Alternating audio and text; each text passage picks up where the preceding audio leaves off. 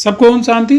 आज हम लोग बेहया के बारे में अध्ययन करेंगे। आप देख रहे हैं बेहया का पौधा है और गांव में इसे बेहया या बेसर्म कहते हैं। ये सड़कों के किनारे तालाबों में पाया जाता है और इसकी सबसे बड़ी खास बात है कि यह है पानी में भी सड़ता नहीं और धूप में भी यह सूखता नहीं है।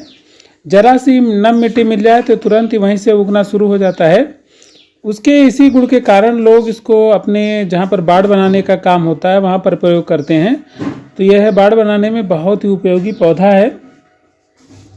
और सबसे बड़ी बात है कि यह कठिन परिस्थितियों में भी जिंदा रहने के कारण इसका नाम बेसर्म या बेहया पड़ गया है।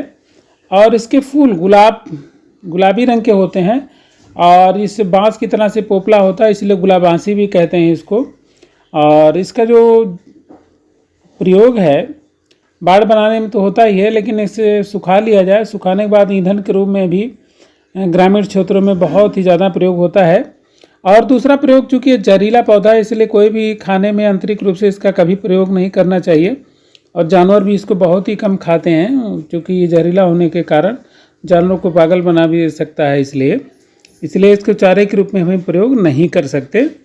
तो कुल मिलाकर के जहाँ भी लगा जाएगा उससे जानवर वगैरह इससे दूर ही रहते हैं। तो यह इसका सबसे बड़ा गुण है। अब चूँकि आयुर्वेद एक ऐसी विधा है जिसमें हम डिफरेंट चीज़ों से भी हम काम ले लेते हैं, तो इसलिए आयुर्वेद में इसका प्रयोग दाद खाद खुजली को दूर करने में किया जाता है।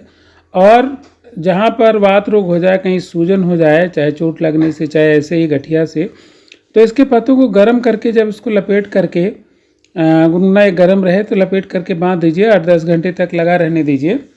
तो यह क्या करता है, सूजन को कम करता है, वात रोग को ख़त्म करता है।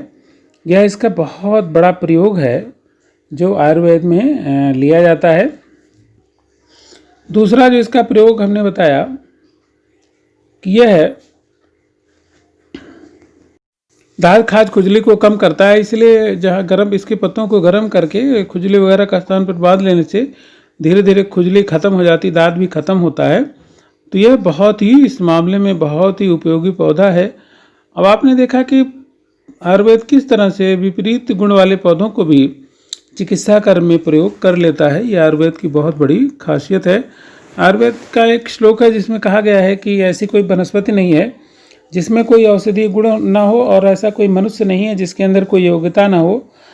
नियोजका सुदुर्लभ है। जो उसका नियोजन करने वाला है, उसका जो प्रयोग करने वाला है, वही व्यक्ति सुदुर्लभ है। अर्थात उसी को ही सही ढंग से नियोजन करने की कला का ज्ञान होना चाहिए।